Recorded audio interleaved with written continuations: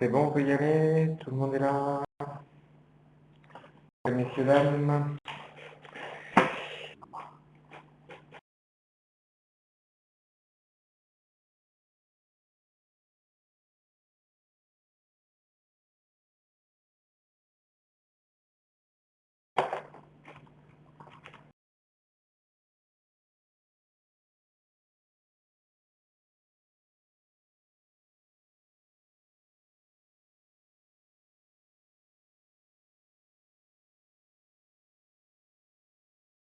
Bonjour à tous.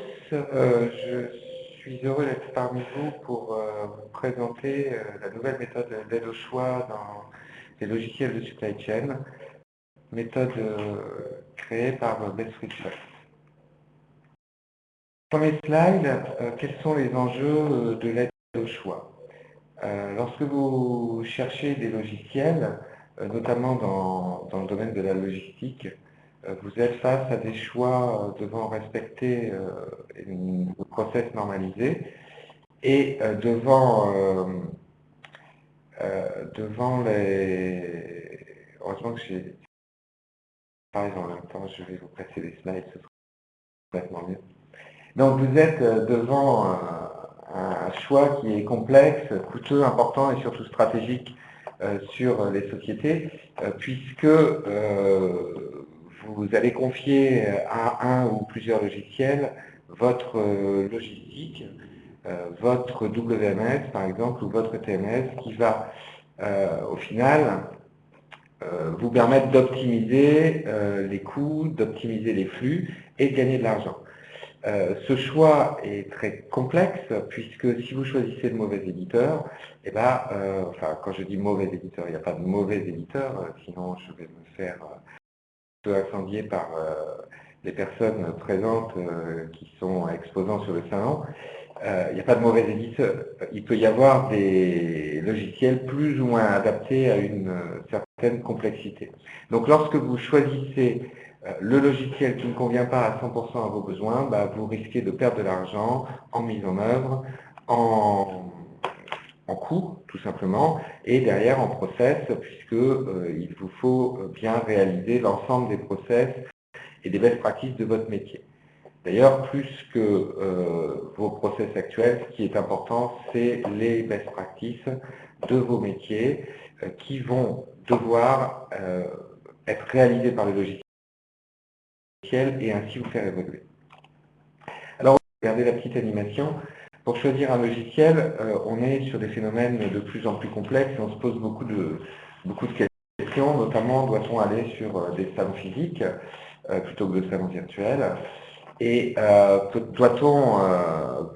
doit-on auditer tout le monde, qui regarder, comment faire pour éditer son cahier des charges, comment poser les questions, est-ce qu'on raisonne par module ou pas, pour au final arriver à une signature en plus ou moins longtemps, qui est une signature souvent très affective. On signe à l'affect parce qu'on a été séduit par une équipe, par une façon de voir présentée en avant-vente. C'est le « je signe, il a l'air sympa », qui est la dernière carte qui a été jouée sur ce slide.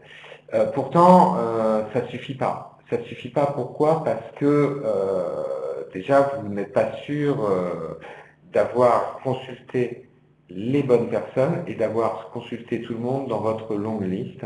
Et il peut vous arriver quelque chose d'un peu dramatique, qui est, vous vous connectez au salon SFCC 3D, vous regardez une conférence et là vous vous apercevez qu'il y a un acteur qui est présent, que vous n'avez pas consulté et qui a l'air d'avoir une solution mieux adaptée que celle que vous avez choisie. Ce qu'il faut savoir, c'est que 20% des projets sont stoppés ou dérapent. J'ai démarré dans les projets informatiques avec une personne qui s'occupait de l'informatique, de la logistique, qui avait l'habitude de dire que quand il avait un chiffrage, il le multipliait par pi, voire par pi carré. Là, effectivement, pi carré sur un investissement de 150 jours, ça va frôler les 1000 jours, peut-être même les dépasser, et c'est pas viable, bien sûr, au niveau du choix. Quand vous faites un choix de logiciel, vous y passez un temps assez impressionnant, que ce soit du côté éditeur ou du côté client. C'est-à-dire que vous y passez plus d'une centaine de jours au total, ne serait-ce que pour choisir un logiciel de type WMS.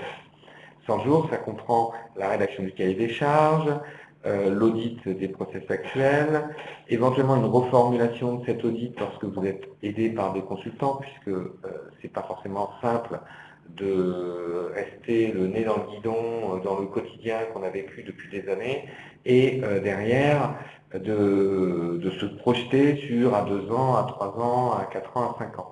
Vous établissez votre longue liste en fonction de ce que vous voyez dans les magazines, ce que vous voyez sur les salons, etc.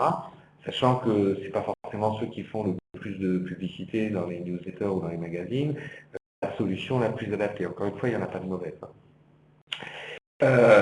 Et puis vous faites, tant que faire se peut, vous arrivez à une shortlist de plusieurs éditeurs, et là, c'est le grand jeu qui est fait par les équipes commerciales. Ces équipes commerciales qui ne seront pas, et il faut le savoir, qui vont réaliser votre projet. Donc, vous avez passé une petite centaine de jours, vous avez un projet, vous avez choisi un éditeur, et vous avez quand même une chance sur 5 que le projet ait des problèmes de dérapage ou être stoppé. Donc, prudence, il faut vraiment être sûr de son choix et être sûr d'avoir consulté la totalité des fournisseurs. Alors, c'est vrai un petit peu dans tous les choix, hein. Même quand on choisit une entreprise pour faire des travaux dans sa maison, c'est exactement le même principe.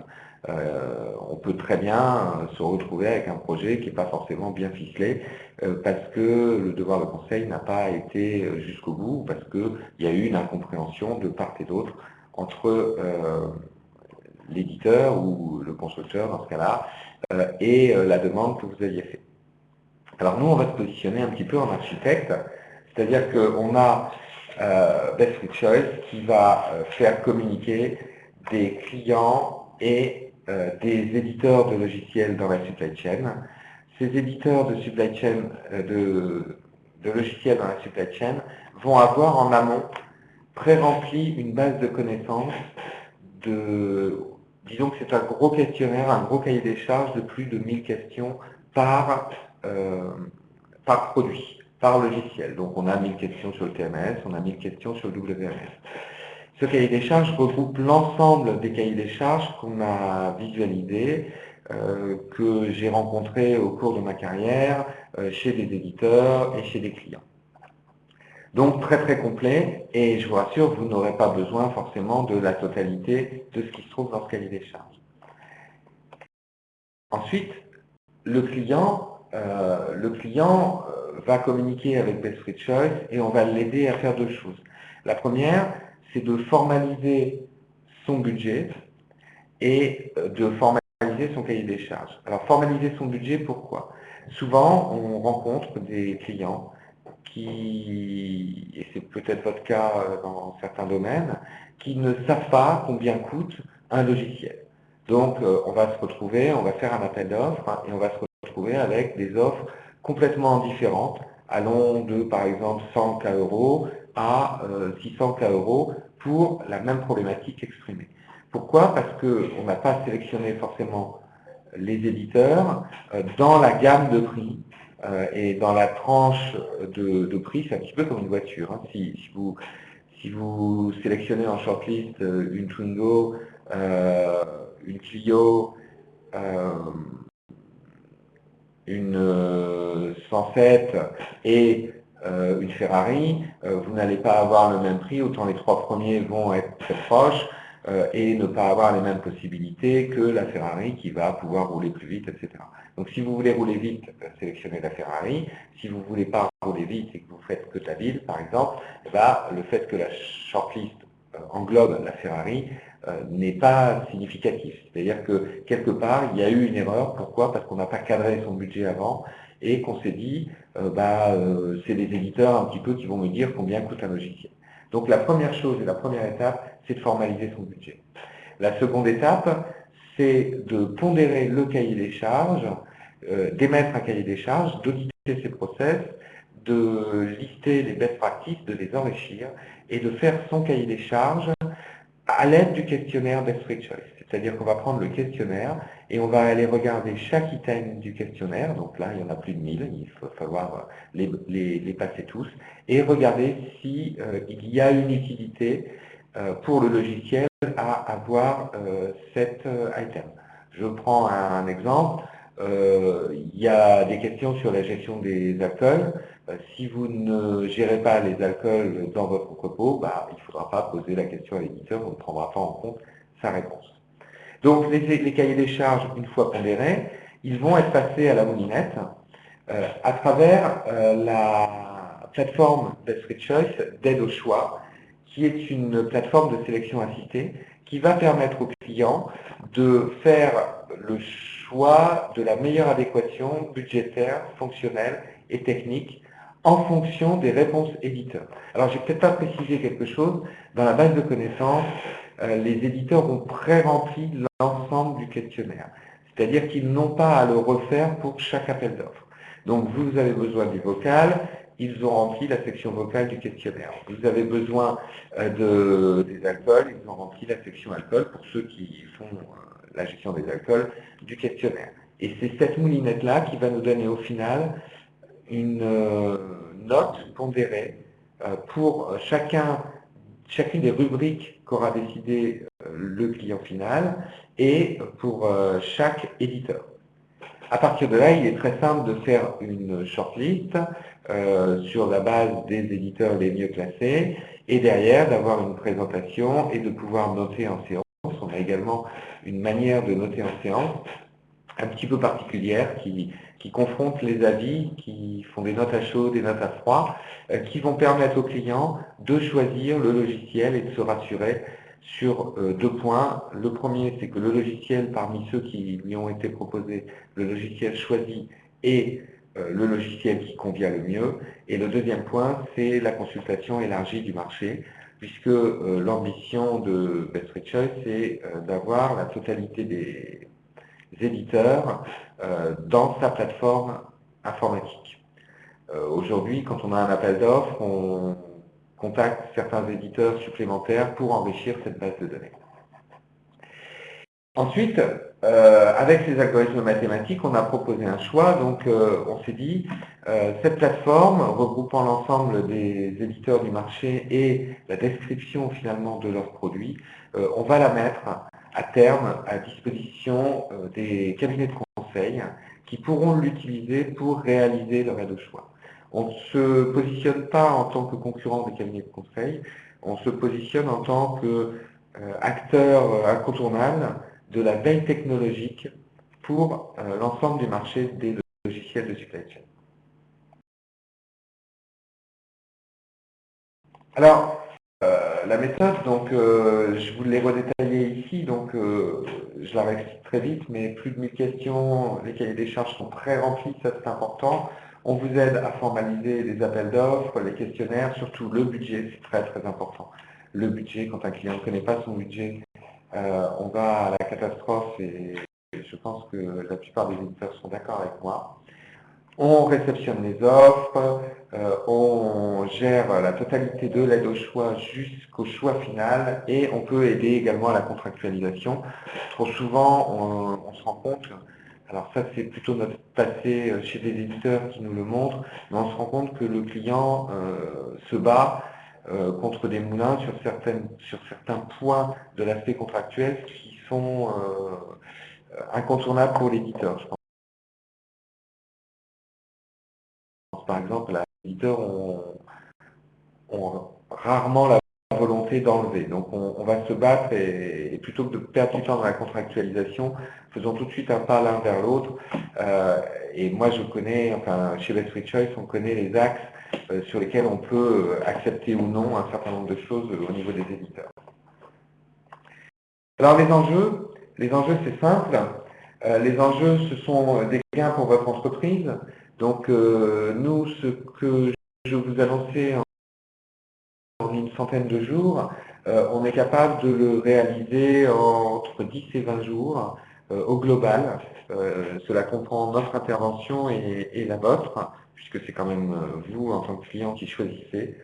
On a donc gagné 80%, alors on annonce 50% parce qu'on reste très modeste, mais on a donc gagné 80% du temps et donc des coûts des appels d'offres. J'ai eu un appel d'offres chez un grand du secteur de la chimie et il y avait plus de 15 personnes pendant 4 demi-journées autour de la table. Donc si on prend jour homme, ça fait un certain nombre de jours hommes qui a été passé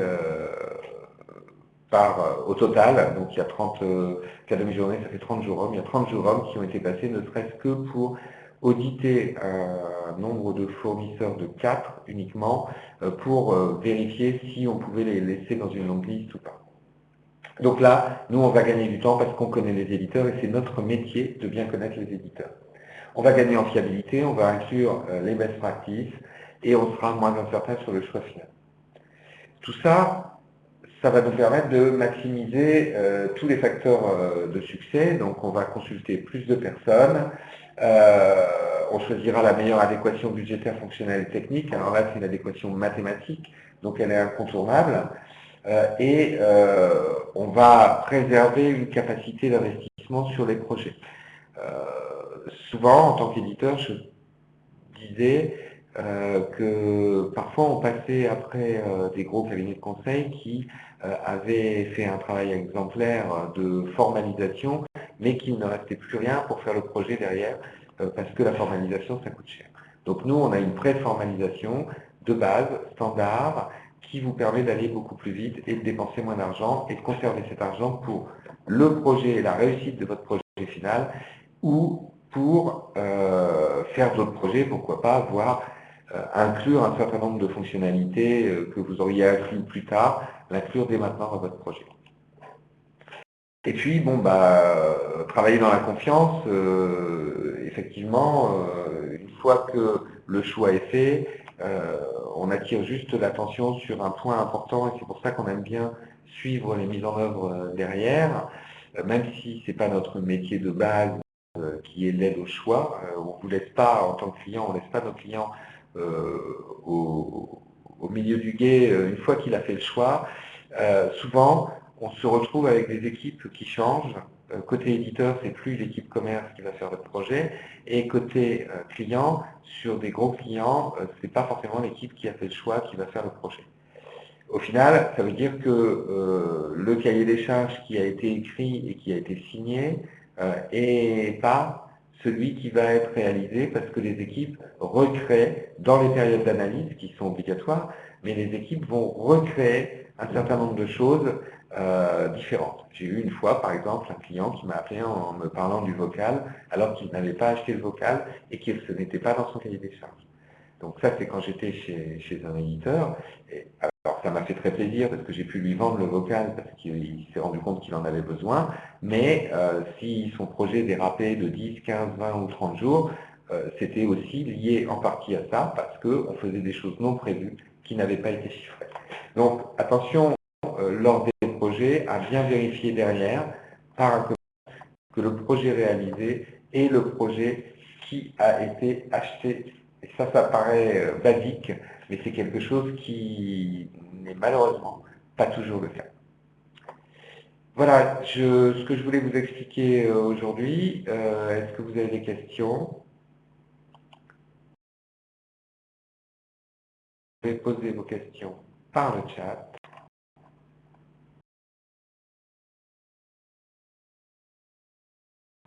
Je vous propose de clôturer cette conférence et je vous remercie de votre attention.